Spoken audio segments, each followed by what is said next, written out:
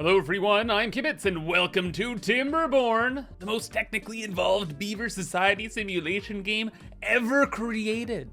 And today we're gonna be starting a new game as the Iron Teeth, the industrial faction, on this Waterfalls map, where we can mess with all the new stuff in Timberborn Update 7. Like the new 3D terrain, tubeways and ziplines, balance changes, quality of life features, and the whole enchilada. And heads up, this video is sponsored by Mechanistry. And if you want to try Timberborn out for yourself, click on that first link in the description.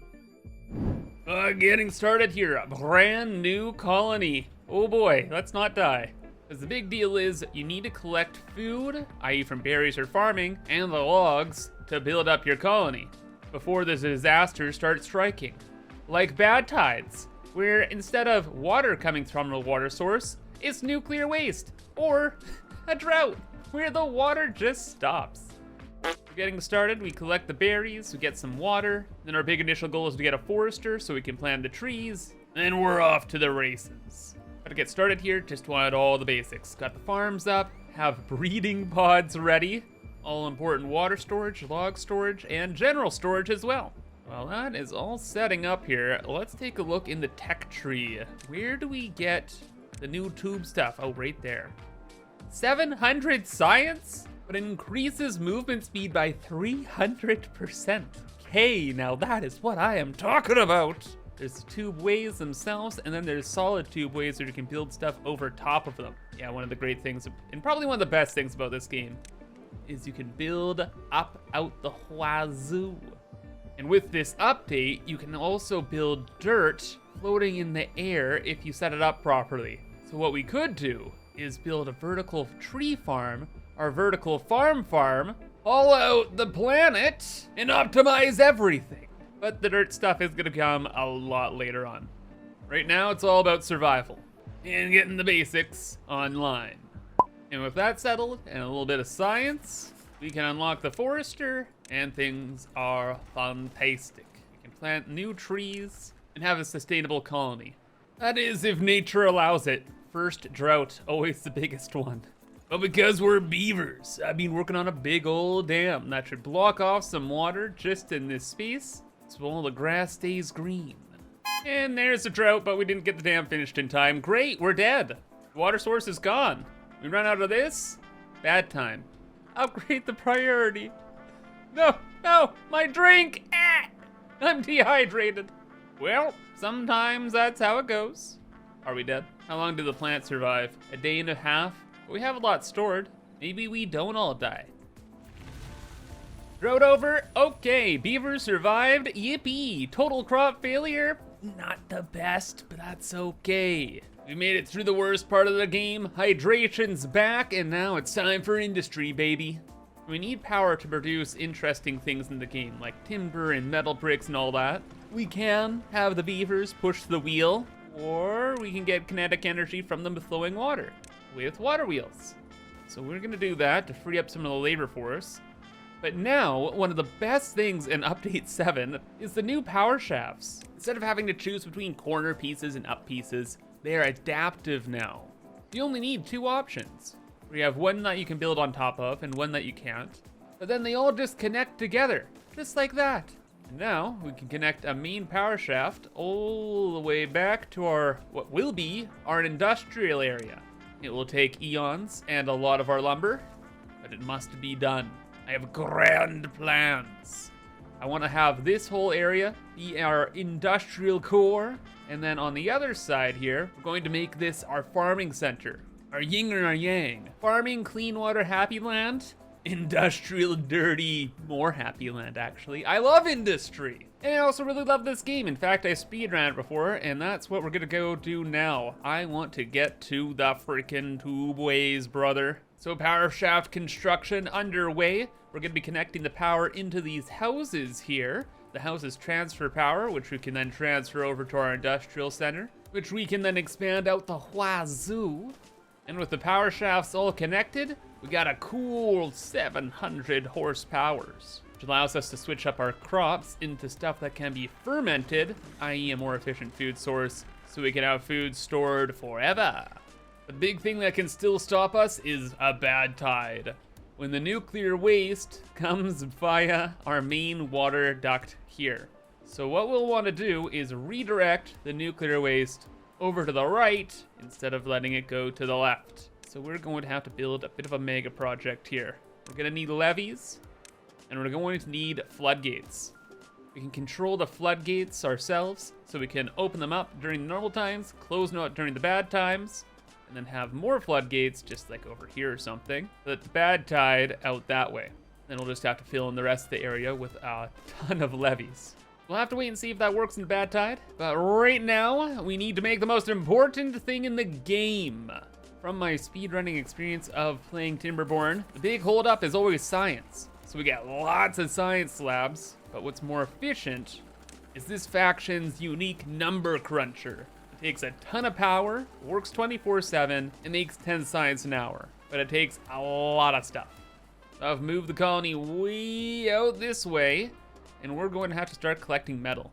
So get the metal flag, unlock the smelter, and then build some storage for both the metal scrap and smelted metal blocks. So to be fair, I think I'm gonna reorganize this a bit. And I'll have plenty of time to do so because I'm bringing all of the power from this side of the world to the other, which is a little inconvenient, sure, but having power distributed across the entire world is very, very, very important. As important as our metal production. So that is online, power is over here, things are organized really, really well. And most importantly, we are building the number cruncher. Do we have enough power for that? We're making 700 horsepower, and our current factories need 600. So no, we don't have enough power for that, but we could just get more beavers to push the wheels for more bonus power right now. Now everything's fine. And the cruncher is online. Now there are just 2 more things we need before everything goes off the rails. We're going to need to complete this side of the river and all of the farms around here. And then we need a better power source. We need the help of the bad water. Wait, no, not like that. Oh no. Good news is I prepared a little bit. We have an extra floodgate over here. And I've made a huge new lake over here with explosives allowing the water through there. The main thing is just making sure the waste doesn't go in this direction. Yeah, the bad water is even worse than droughts. It actively poisons the land and can zombify our beavers and worse. But it looks like our floodgate system worked out great, and oh, the bad tide's only like a day. This is just the universe saying, you better be prepared for the bad tide or you're gonna have a bad time. But no, we're all good. Bad water is no more. And then back to harvesting the bad water. I brought the power up this way because we can collect bad water and turn it into explosives. No, the bigger deal is I want to harvest the kinetic energy from the bad water. Because with these bad water sources, we can seal them with this very expensive build. But once we seal them, we can close and open the source. If we open the source, the bad water will never stop flowing, which means we can harvest that infinite energy. All we'd have to do is spend like all the resources in the world building a supermassive aqueduct, and then building large water wheels in it to harvest the power, and then extend the design across the entire map. And it really is the next order of operations, but I don't want to do that just yet. I'd rather make our colony more efficient with those tubeways. Now, I haven't wanted to say anything about it, but I noticed with the tubeways, it doesn't say that they need power or anything, but they probably do. In our power situation, it's not good. Everything's running inefficiently at like 60% or something like that. Yeah. But oh, what a world if these were actually power free. I want to imagine. Let's just get it all unlocked. We have plenty of science. It's the new cool thing. People living here, I don't think no. I just didn't like your house in that location. No, we want the tubeway. And then for the tubeways, part of the reason why I made these giant power shafts up and down the map and all over the place is because I actually want to build our tubeway network above our power line. And it looks like the tubes just work the same way as, oh, the power shafts, yeah. They're very dynamic. Okay, okay. So we can move off this way. But now, say we made like a junction like this. That goes straight. We can just put that in. No problem.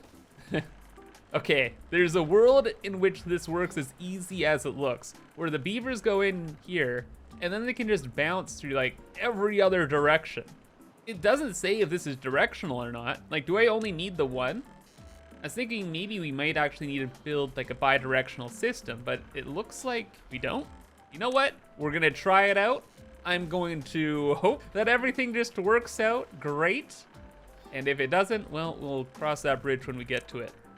The main thing is we have our iron being dealt with over here. It's on like the whole other side of the map. So if we could get a tubeway out there so we can move the iron quickly back to our main factories, that would be super, super ideal. Let's get those built. Oh, look at how cool that looks, eh? And then we need another tubeway station somewhere over here. Sure, it's fine. Build that there. And then we just build like to here. There's no way it's this simple. Okay, look, if this uses no power and it works as simply as I've built it, this is the best addition to Timberborn ever. So what's the deal? Oh, it has a clock on it, nice. But the deal is, there is no power requirement on the building. No power, 300% movement speed. I guess this takes a lot of metal and planks, sure, but like, that's so good. Look at that! You can see like the beavers, they go into like the tube, and you can see like the lights going everywhere. And what's even better is the beavers enter the tubeway to build the tubeway. Like, they don't pop out on the other side, no. But like, you see, they just go to there, they put down a material, and then they bounce back. That's so great. It's a straight up paradigm shift. We can have tubeways built everywhere. And that's what I've done. So tubeway to the north, over by the metal, in the center core, one over here, we're gonna build down this way, and they just work simply. It's as easy as it looks. And then if you ever wanna add in an extra station, I don't know, I'm making like a bit of a breeding pod zone over here. We just go ahead, we build the new station, build the tube, right on to it, and it's as simple as that. And that on top of it not using any power, like, huge fan. And even with that making things more efficient, we still need more power. The infinite power of the bad water. And so this will be my life for the foreseeable future. We just have to get all these platforms up. I'm gonna build a tubeway just for the construction of this epic creation. And then all the bad water will end up over here and flow out of the map. Yeah, that's gonna take a hot minute. What cycle are we at? Cycle 8? Now to cycle 9. Except having this tubeway has helped considerably. The construction of all of this is already done. Plus, because I've done a project like this before, I kind of know how to efficiently build these. Like, I have a scaffolding just down here to build the supports. And then the beavers run along up top and build the metal parts. No biggie. And while this project is underway, I have a bunch of other builders doing other stuff, like building tubeways this way, that way. And I'm able just to generally tinker around our colony. And I don't even have to worry about bad tide, because I built sluices. They automatically close when bad water comes in. Unless they overflows. Stop! Okay, well, that's a disaster. Just a little bit of nuclear waste in the drinking water for a long time. Okay, generally speaking, this should work. Like, we have this up. These sluices stop the bad water. These sluices letting it through. But this will be survivable. We have tons of water stored, food out the wazoo, and with the help of our expansive tubeway, all inefficiencies will just be a blip on the radar. And by cycle 13, our aqueduct is complete. Actually did not take all that long, all things considered, and it's beautiful and efficient. It's now time for the big test. Bad water has been sealed and held shut for a while. So once we open them back up and release the toxic waste, we'll find out very quickly if I made any mistakes over here. Power started off around like 700-ish. We're up to 4,000, 5,000, 6,000, 7,000, 8,000. Come on. Oh, wait, no, we're going up. 9,000, 10,000, 11,000. Oh my gosh, 12,000. Oh. Our power needs right now are like 2,400, so effectively, we have power forever, which can lead us into the cool new endgame stuff, like building with 3D terrain, or using the new tunnel system to make cool new paths. Or, let me test out a goofy experiment. But we're gonna need a lot of science for that, so Number Cruncher, come back online. This stuff, move out of the way. Beavers working in wheels, that time has passed. Fire pits, no, don't care about any of this. And Number Crunchers, it's time to rock and roll. Let's build an absolute ton of you. And with more science, we can unlock and build a better food supply system as well. Anybody want some corn? What about some coffee? All is possible with infinite power. You know, for real, we can support like a population of 500 now. But ironically, we don't even care about food anymore. We're going to replace all organic life with robots. We'll just build on top of all of our existing infrastructure. We'll build a little tubeway station over here. And then for the bots, we need a lot of bot factories. And then because of the houses that we're building on top of, the power is being transferred upstairs. And then the power gets transferred from building to building to building. So we're like, oh, perfect, all good. And that is practically our bot factory. Just have some part storage here and there. You know how it is, just filling out the space, making it productive. And we can even start thinking about dirt. So let's unlock the excavator, get the terrain block, and we're gonna turn this area back here into our dirt collection zone. You know, I would like 3 of these. Could we build 3 of these? It looks like we can. Thank you, explosives. So the dirt will build up over this way. Bots, let's get them being built. We'll send them to go and collect all of the dirt and goods. And also to work in the underground mines. Dangerous work. Better to have it be done by robots. We'll give them a couple boosts as well, just in case they get hurt.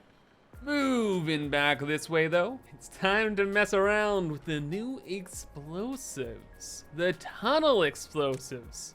I have been waiting a long time to mess with them, because from how I understand it, we can just make our own caves. Like we can send the explosives down into here, and then we can start building all of our infrastructure underground. Then we could like plant trees and whatnot over top.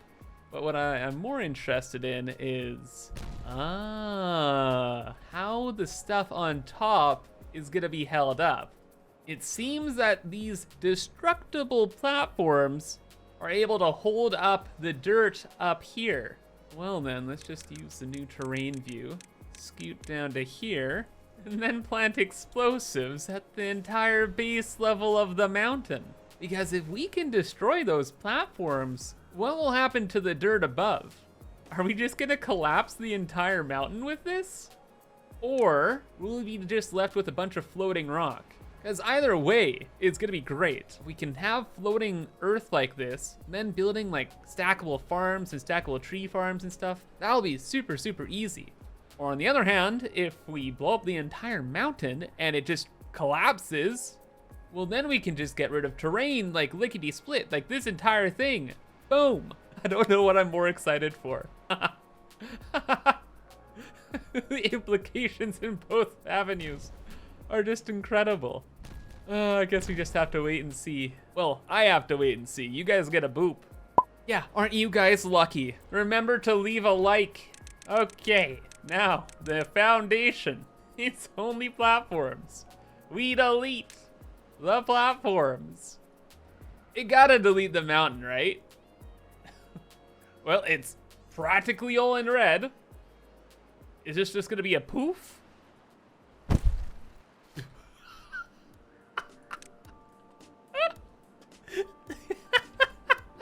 It's gone. I love this. I love block physics like this in games. Yeah, that is the best. That is the best, dude. Oh my gosh. And I guess there's something going on where I suppose if the dirt's close enough to another piece of dirt, it like remains. Because I'm pretty sure we got rid of everything there, right? Oh no, there's a couple blocks over here. Let's just get rid of that. Oh, and I see it just deletes like this next big chunk. Off it goes. But some survives. I bet then if we actually just blow up this last little chunk here, if go bye-bye, right? Do the thing. Entire mountain, it's just gone. Just gone. Oh, and this mountain? Don't think you're safe either. Because pretty much since I started on this save, I've had a crazy plan for this corner over here. So goodbye everything. Hello tube station, new tree farms, and the pit. You see, with my colony here, a lot of the space is being taken up by trees and silly nature. Why don't we just have a tree farm underground? We have the tunnel explosives. We know that if we build them in such a way that we can have floors still attached, and it'll just blow up pretty much to the bottom of the map. The big question is irrigation. I brought all this water from this area here via a sluice, goes down this way and goes to here, and it should irrigate all of the floors down underground. Keyword being should. I don't actually know though. I've never really messed with this before. It's a new update, right? Who knows what can happen? And with all of that said and done, when we go and start deleting the underground platforms, let's just hope that the ground above doesn't collapse. Just get rid of that. Bunch of planks, who cares? And why is that? We have green space there, but not everywhere else. There's water right next door, Billy. How? What do you mean? The water doesn't go down to there? Did I have to bring this water down further, maybe? That has to be the case, right? And also, can I get that extra tile back if I destroy these platforms? To be honest, I'm very scared to do so. Okay, that's deleted. What is going on with the platforms then? Can I just get rid of all of them? Oh, no. Again, there's some kind of rule with the dirt. If they don't have a support in, I guess, some amount of distance, maybe it's 3 blocks, the dirt doesn't get supported. Yeah, it looks like it's 3 blocks. As for the water situation, just wait for the beavers to get off the street. And then we start blasting. All right, let's look down. What? What do you mean? This is a scamas. Like there's greenery over here, so it's not like the soil is blocking the irrigation. Whatever, dude. All I'm looking to see is if we can plant the trees underground. That just opens up the whole game. Everything can be done underground, that means. We can have our whole city underground. We can devolve from beavers into mole people. Oh, but no, we're not gonna become mole people. I have a better idea. Because we already saw that the mountain was being supported by platforms, right? So logically, we can build the dirt on the platforms. And there's arrows, and that's to signify that, hey, this block is gonna support the blocks in front. And kind of like we already figured out, 3 blocks in front of the first one. Now we can just start making huge dirt platforms and create our Tower of Filth. Look at all that dirt, all stacked up, ready to go. Built the tubeway up here as well, so we can construct another aqueduct. This is actually just a normal aqueduct too, where we're gonna be collecting water from the water source here. Then we'll bring the water, cross the aqueduct, over to sit pretty up here, and I'm hoping that just, you know, green spaces everything beneath it. I don't know how the water stuff works, okay?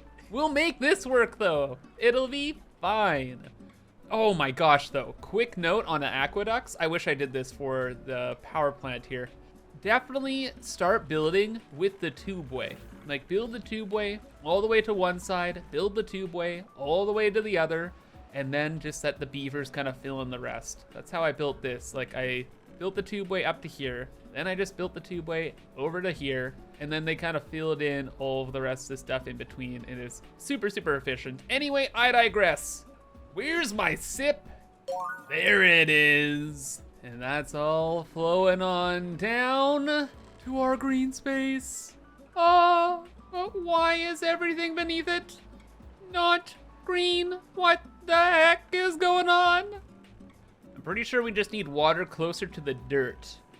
Now, we can try something real quick to see if it works. Like, if we have water falling right next to the dirt, will that green it up? Yeah? No. No, it does not. If we need solid water all the way down, unfortunately, there's really only one way to do that. We're going to have to make like a water tube all the way from ground level, all the way up to here. Kind of sucks, but also provides some pretty wicked opportunities. And now we have green space all stacked up, which can all be turned into a tree farm. And what's even better is we know the rules now. So we can have the dirt expand off of the floors we've already built. We can expand this tree farm across pretty much our entire colony if we wanted. The whole world if we wanted. We already have the aqueduct too, so we can bring the water from A to B. We can redo all of the farmland into a giant vertical stack. But most important is we can now stack all the trees, free up all of this space, build more factories. And once the trees are in, it should just look really, really, really cool. Oh yeah, bud. And it didn't even take that long at all. Only like one cycle, because we have the bots and they work 24/7 collecting dirt, constructing for us now, and doing everything. You know what I love more though? More than anything? That's right, I love power. And after all that we've been working on, I can't believe it, but we still haven't run out, but we're getting close to the edge. But that is the best thing about having these vertical tree farms now, is that we can actually use this beaver faction's ace in the hole, the engine. It burns logs to make a ridiculous sum of power. Now, usually it's not that great because you need logs to do literally everything else in the game. But if you have like these giant vertical tree farms, well, things can get a little spicy. And that's exactly what's gonna happen here. Tree farm, goodbye. Trees that exist here, die. Get rid of it, it's power plant time. Destroy the nature. Build the log storage. Accumulate horsepower. Isn't that what life's all about? Well, hey, you can choose your own destiny if you pick up the game today. Again, check out that first link in the description. But for me, that's gonna be all for now. Or so I thought. I started playing the game a little bit more because it's like, what if instead of a tree farm, we did something radically different? What if we went and built underground? So I did a live stream and I took the world in a different direction. Instead of building the tree farm up, instead, I wanted to make this area a giant tree farm and build our food underground, under our main city. So I spent another 5 hours, and that's just what I did. So now we have a massive algae food plant. We can grow the canola underground. We store the canola oil once pressed in this giant canola oil pit. And then with the use of food processors, we combine the canola oil with algae to make algae rations. And we are making these out the wazoo. Best part about all of this is it's connected to our Hypertube network perfectly. We have a Hypertube hub on this side. The Hypertube runs through the entire system right through here, over to this side, and this Hypertube is pretty much just in the basement of our main city. So we go up a couple layers here, heck, just reset it, and there's a Hypertube right there. I hid the tube right in this corner. So now, all the beavers can go to their homes that's just stacked right underneath here, go down and get to the rations from the underground farm, and it's freaking amazing, dude. It's amazing. I love it. I love it. Had to show it off. Okay, I have spent like 30 hours on this, okay? So again, that's gonna be all. And until next time, I hope you have a fantastic rest of your day, and bye-bye.